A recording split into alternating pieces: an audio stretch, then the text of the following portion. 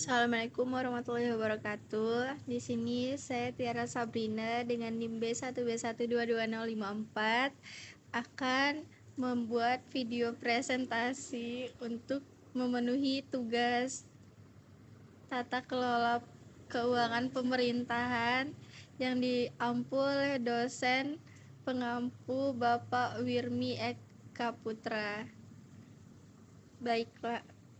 Baiklah, saya di sini membahas mengenai bab 8 tentang penentuan harga barang oleh pemerintah. Nah, yang pertama penentuan harga barang publik. Campur tangan pemerintah dalam perekonomian umumnya berupa pengenaan pajak dan pemberian subsidi, serta menentukan harga maksimum atas barang dan jasa demi menjamin kesejahteraan warganya. Bahkan, barang dan jasa yang dihasilkan oleh pemerintah dan yang semestinya dapat dijual di pasar dapat dijual oleh pemerintah dengan harga tertentu atau dapat pula dijual dengan tanpa harga sama sekali. Jadi pemerintah dapat menghasilkan barang dan jasa serta menyediakannya bagi masyarakat tanpa memungut bayaran. Tanpa adanya pembayaran terhadap barang-barang yang dihasilkan oleh pemerintah dapat menjamin penggunaan yang maksimum oleh masyarakat, tetapi akan menimbulkan banyak sekali pemborosan.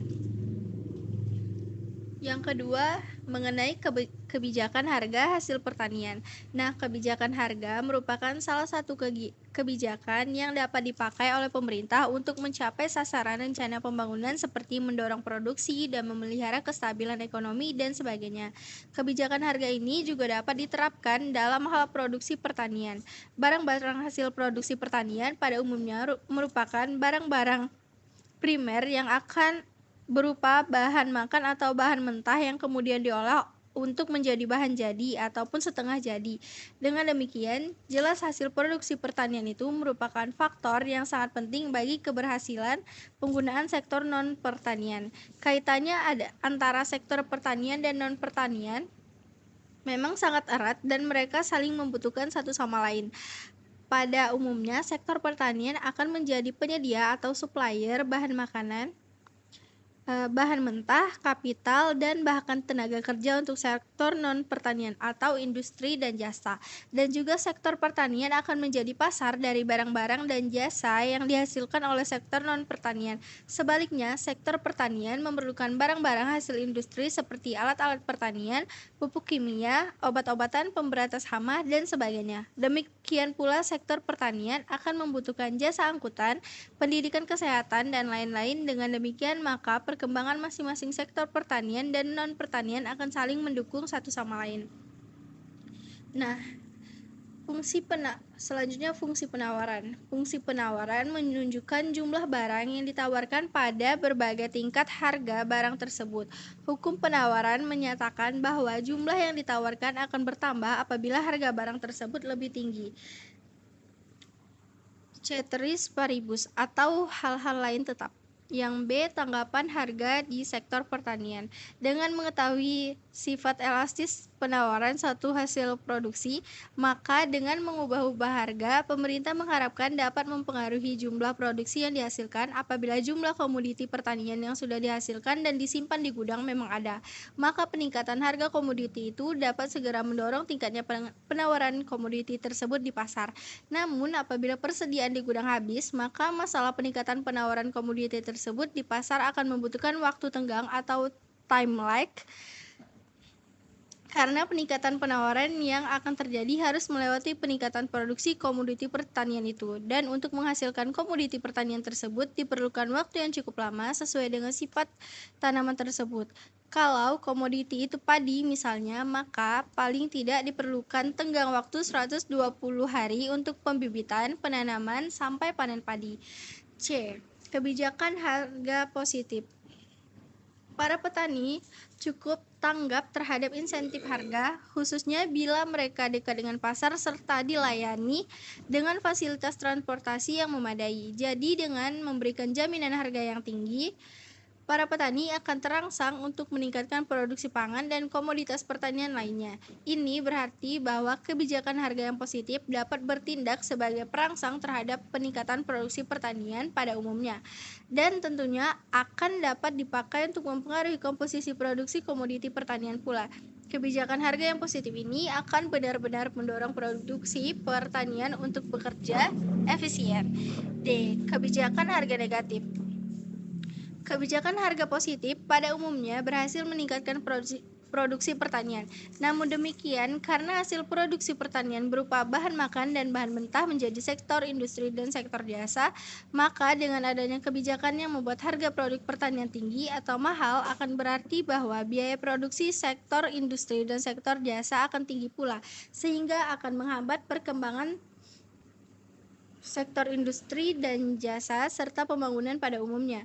Dengan adanya kebijakan harga yang positif, maka mau tidak mau akan membuat harga pangan dan harga bahan pertanian menjadi mahal, sehingga berakibat menahan laju perkembangan sektor non-pertanian. Jadi, memang sektor industri dan sektor jasa menghendaki rendahnya harga pangan, sehingga tingkat upah tenaga kerja dapat ditekan dan tidak mahal bagi sektor industri dan jasa tersebut. Dengan demikian, pertumbuhan sektor industri dan sektor jasa akan sangat ditolong untuk bisa bersaing di pasar dalam negeri maupun internasional oleh tingkat upah dan harga bahan mentah yang murah. Selanjutnya, kebijakan penyangga atau buffer stock policy. Pemerintah seringkali menghadapi dua kekuatan yang bertentangan.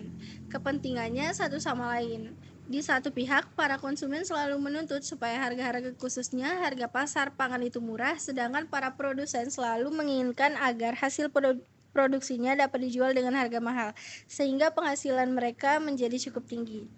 Sebagai bapak, maka pemerintah harus melindungi kedua pihak, jangan sampai konsumen maupun produsen menderita. Oleh karena itu, pemerintah melalui Badan Urusan Logistik atau Bulog menentukan harga patokan khususnya untuk harga beras di Indonesia. Pemerintah menentukan harga dasar dan harga maksimum. Harga dasar untuk melindungi produsen agar supaya harga pokok di pasar tidak turun lebih rendah daripada harga dasar tersebut. Sedangkan harga maksimum atau harga tertinggi untuk melindungi konsumen jangan sampai menderita karena harga pangan atau produk terlalu mahal.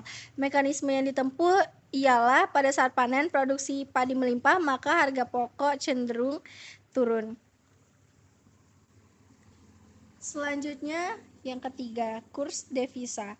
Sistem devisa Indonesia sejak tahun 1998 menganut sistem devisa mengembang atau floating exchange rate system. Artinya, kurs devisa dapat berubah-ubah sesuai dengan permintaan dan penawaran pasar akan valuta asing.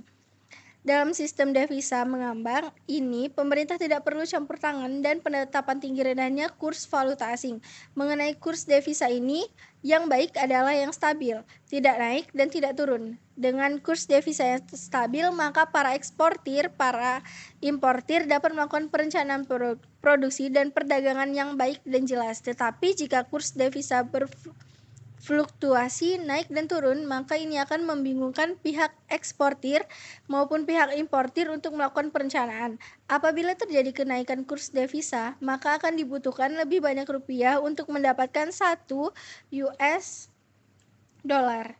Dengan demikian, maka pihak importir yang dirugikan, sedangkan pihak eksportir akan diuntungkan. Sebaliknya, bila kurs devisa turun, maka pihak eksportir yang dirugikan dan pihak importir akan diuntungkan karena untuk mengekspor akan lebih sedikit dibutuhkan rupiah untuk membeli US. Selanjutnya, penetapan harga angkutan umum. Untuk angkutan umum, kereta api, bis, kapal laut, maupun pesawat udara, pada awalnya pemerintah menganut sistem fixed rate tarif system. Namun dengan perkembangan sistem pemerintahan sejak Orde Baru sampai saat pemerintahan Presiden Susilo Bambang Yudhoyono, maka yang terakhir ini telah menganut sistem pertarifan yang cenderung menyerupai sistem kapitalis.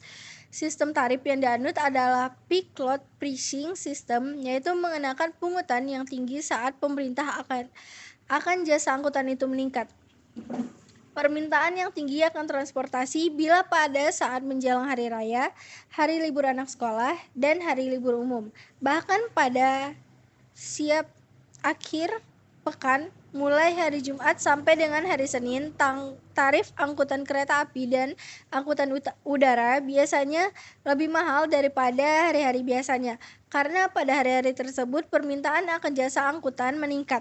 Jadi dengan sistem tarif angkutan umum yang berubah-ubah setiap saat, khususnya membedakan antara hari kerja dan hari libur dan akhir pekan, kelompok miskin akan sangat dirugikan. Dalam hal demikian, pemerintah sangat memihak para pengusaha transportasi, sementara tidak berpihak pada masyarakat berpenghasilan rendah.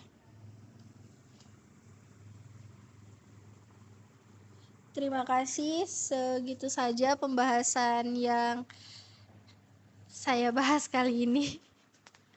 Baiklah, wassalamualaikum warahmatullahi wabarakatuh.